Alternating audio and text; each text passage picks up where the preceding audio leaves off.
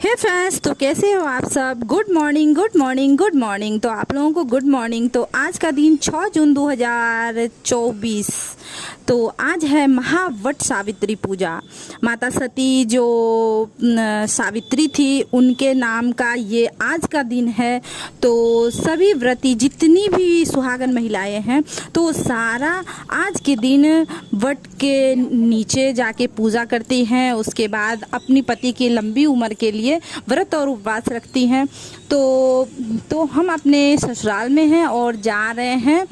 तो वट सावित्री का पूजा हम भी कर रहे हैं। तो चलिए हम अपने ब्लॉग के जरिए आप लोगों को दिखा रहे हैं हम कहाँ जा रहे हैं और क्या सब कर रहे हैं। तो हम सुबह सुबह स्नान करके रेडी हो गए 10 बजे लमसम में, क्योंकि 12-1 बजे में सारे नव विवाहिता जो हैं वो पहुंच जाती हैं तो जगह नहीं मिल पाता है। इसीलिए 10 बजे हम तैयार हो गए हैं और तैयार होके यहाँ देख लीजिए, यहाँ आ गए हैं जहाँ पे बरगद का पेड़ है वो भी बहुत विशाल है और बहुत पुराना है। इसके साथ में ये पीपल का भी पौधा है वो भी बहुत पुराना है, दोनों एक ही साथ है। तो यहीं पे आए हैं और सुबह सुबह पूजन का जितना भी सामग्री था मैं सारा प्रिपरेशन करके सुबह से ही रखी थी। तो जैसे कि धूप दीप प्रसाद पंखा लोटे में जल, उसके बाद अहिपन देने के लिए पिठार को सुबह सुबह पीस लिए थे। उसके बाद ये क्या कहते हैं चना भिगो के रखे हुए थे। तो जितना भी है जो थोड़ा थोड़ा समझ में आता है और जो हम शुरू से करते हैं तो वो हम लेके यहाँ देख लीजिए बरगद के पेड़ के पास आ गए हैं।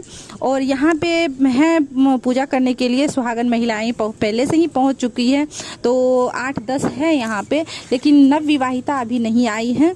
तो हम लोग पहले ही ये देख लीजिए पूजन का सामग्री पूरा रखे हैं। पहले अहिपन दे दिए हैं, उसके बाद गौड़ी माता को लेके आए थे आज साथ में, क्योंकि बरगद के नीचे ही माता का पूजन होता है।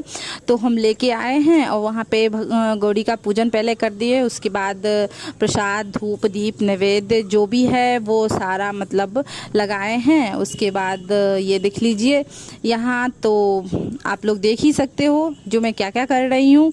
और जो भी त्रुटि हो तो आप लोग ज़रूर बताइएगा और कैसा लग रहा है ये भी बताइएगा। तो ये देख लीजिए जल अर्पण हो रहा है।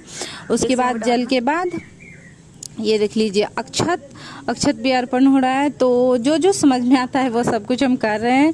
उसके बाद चलिए तो आगे जो भी हो रहा है। तो आज के दिन जो सती हैं वो सावित्री और सत्यवान इनका कथा होता है।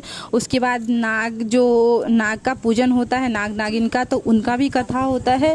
और सुहागन महिलाएं एक दूसरे को सिंदूर अर्पण करती हैं, जो जिसे धासा बोलते हैं, और नाक तक का सिंदूर जो होता है वो लगाती हैं। तो एक दूसरे को हम भी लगा रहे हैं। उसके बाद कच्चा सूत बरगद के पौधा में बांधा जाता है। तो 3 फेरी हो या 7 फेरी हो, जिसको जितना मर्जी हो, तो वो 11 फेरी हो। तो मैं 3 फेरी लगा रही हूँ। कच्चा सूत से रक्षा सूत बांधा जाता है। तो ये एकदम ऐसा व्रत है जिसमें पति की लंबी उम्र के लिए ही ये मनाया जाता है। और जितनी भी सुहागन महिलाएं हैं, चाहे देश हो विदेश हो, जहाँ पे भी हो, सारी महिलाएं जिसे समझ में नहीं भी आता है तो पूछ के भी ये करती हैं। उसके बाद ये देख लीजिए पंखा।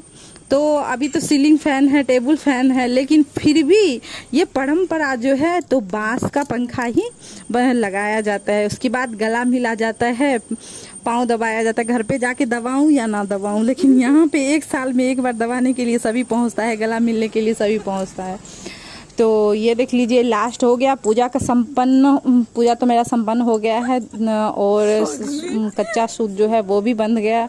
उसके बाद प्रणाम भी हो गया, विसर्जन भी हो गया, सब कुछ हो गया। उसके बाद चलिए अब घर की ओर ले चलते हैं। हो गया मेरा सब कुछ, लेकिन चलिए पहले हम यहाँ पे जो नदी है पास में उसे दिखा रहे हैं। ये देख लीजिए नीचे जा रहे हैं, सीढ़ी से डर भी लग रहा है कहीं यहाँ पे गिर ना जाए। तो देख लीजिए कितना अच्छा दृश्य और कितना अच्छा नज़ारा है।